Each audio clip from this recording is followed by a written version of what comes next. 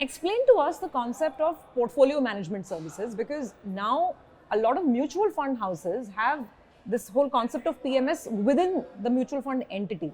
You do too at ICICI Prudential MF, right? So explain how this is. Within the Within asset management industry, Yeah. within the asset management industry, I have got one business which is called a mutual fund business. Yeah. Where I'm very clear, risk management has to be much more conservative because the customer can be an ordinary retail customer.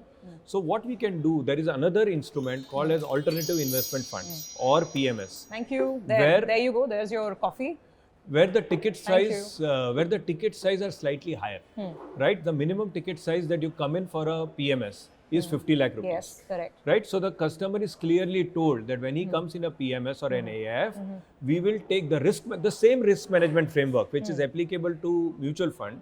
The same team is there, but when they look at alternatives, they will try and see that maybe the risk is slightly higher. The concentration risk that we allow in a AIF or a PMS is slightly higher than what is allowed in the mutual fund. Correct. They can take more risk and create portfolios for people who want to take more risk or more concentration risk. Sure. I think there is a risk return which is clearly explained to the customer. Are you satisfied in general with the way PMSs are performing? Not just yours, but are PMSs fulfilling their objective? At ICICI Prudential AMC, our AIFs and PMS have fulfilled the objective. I'll just show you one particular slide, which is very interesting in this context.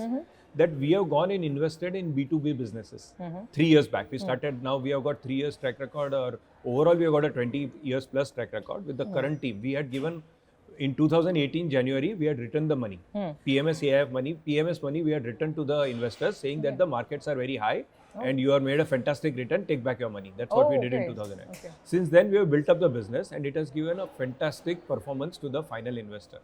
Okay, so let me ask you this. If a seasoned investor, a mid-age seasoned investor has a corpus, now this investor today has the money to meet the PMS threshold of 50 lakhs, let's say, or maybe the lower threshold for this high risk category whenever it comes.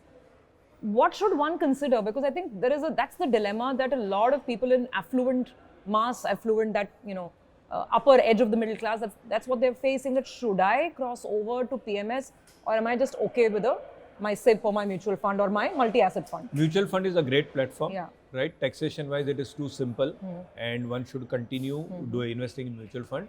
But for part of your portfolio where you want to be slightly more aggressive, where you are okay to take concentrated risk, any asset management company with good risk management practices. Like, I'm not advertising, but ICICI Prudential will come with its own risk management practices, which we have been following for our mutual fund. Slightly different, but the same risk management team will look at it. It's very important to look at the brand that you're giving the money to.